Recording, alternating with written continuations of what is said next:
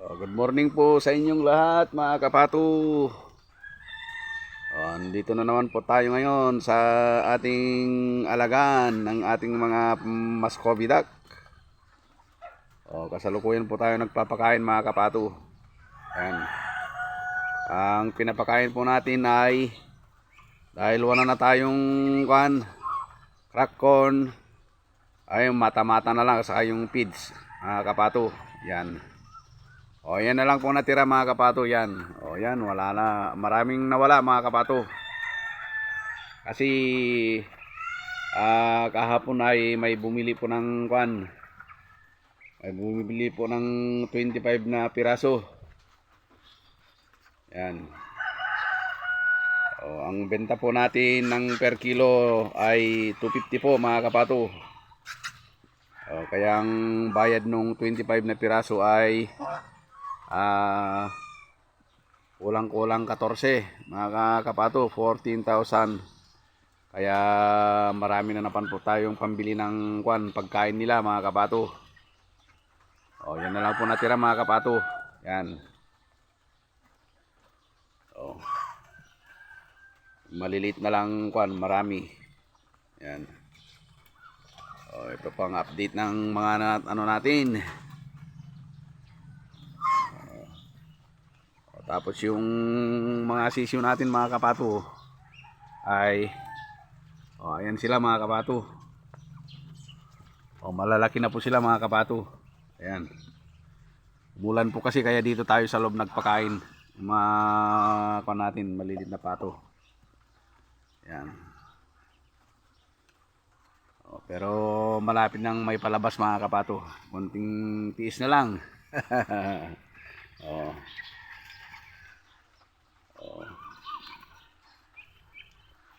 Kaya ano pang ginagawa nyo mga kapato?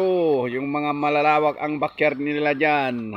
Pwede silang mag-alaga ng Muscovy duck. Para sa extra income mga kapato. Yan.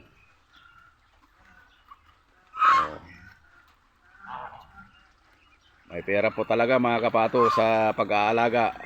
Lalo na pag may tiyaga. Sipag at tiyaga lang mga kapato. Yan ang pinakamagandang puhunan mga kapato pag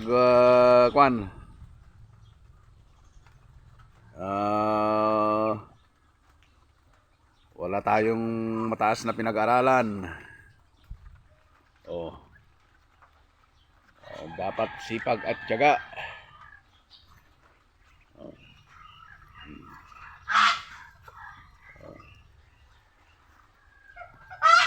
Malapit na naman yung anniversary mga kapato sa ating pag-aalaga. Mag-apat na taon na po tayo mga kapato. Simula po nung nag-start tayo sa pag-aalaga. Ito na naman tayo sa ating mga breeder. Ayan. Kasalukuyan din silang kumakain mga kapato.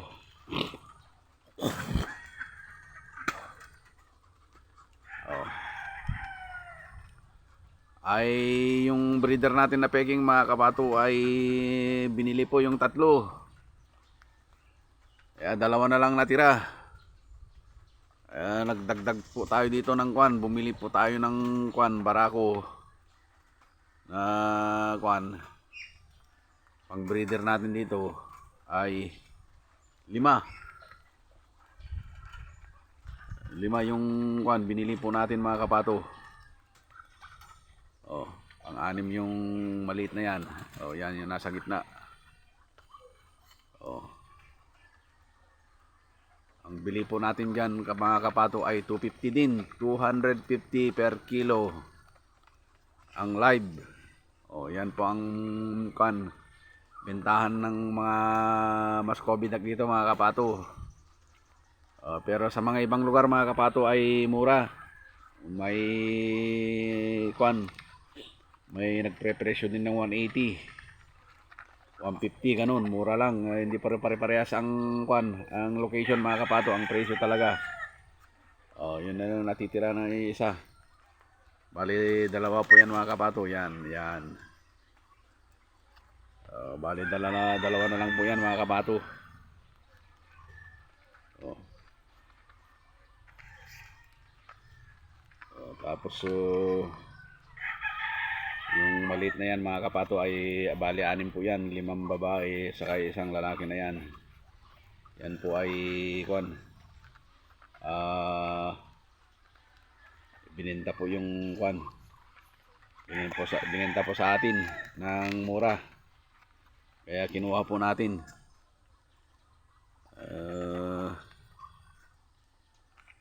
Binenta lang po ng 200 per kilo kasi kailangan daw. Hindi naman po tayo kwan. Hindi naman po tayo kapag hindi dahil mawain din po tayo at saka mapagbigay sa kapwa natin. Mahirap po yung nagdadamot.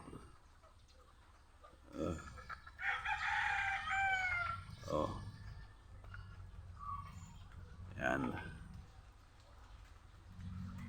Tapos yung mga peking natin dito, wala pang napipisa. Wala pang napipisa dun sa mga itlog nila mga kapato. Ano ba yan? Ay yung mga itlog nila na kwan, kinukuha natin dyan sa paitlogan nila mga kapato ay binebenta po natin ng 5 piso ang isa. 5 piso. Yan naman nagsasabi po sa akin na may nag-text po sa akin na kung kwan, yung kaibigan natin na isa ay gusto na raw niyang bilhin uli yung mga ito. Sabi ko naman pag pumunta ka dito ay bibigay ko, sabi ko.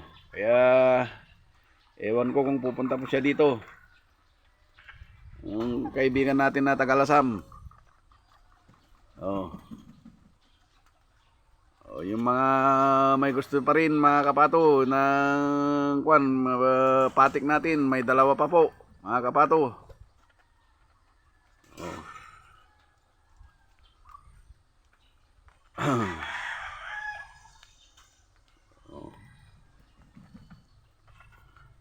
Marami pong namibisa mga kapato.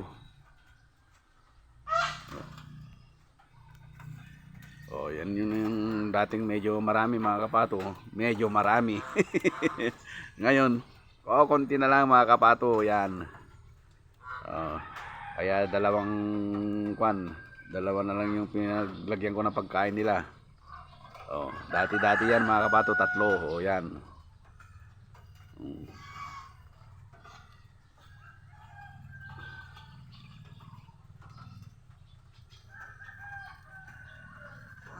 Yung binili po nila sa atin mga kapato na 25 pieces ay pang breeder pa daw nila mga kapato, dahil malawak po yung kwan likod nila. Kaya gusto rin daw nilang mag-alaga ng kwan, pato, para hindi raw naman masayang yung kwan, yung likod nila na nakatiwangwang. Kaya naglagay po sila ng kwan nila doon, bumili sila ng kanilang alaga.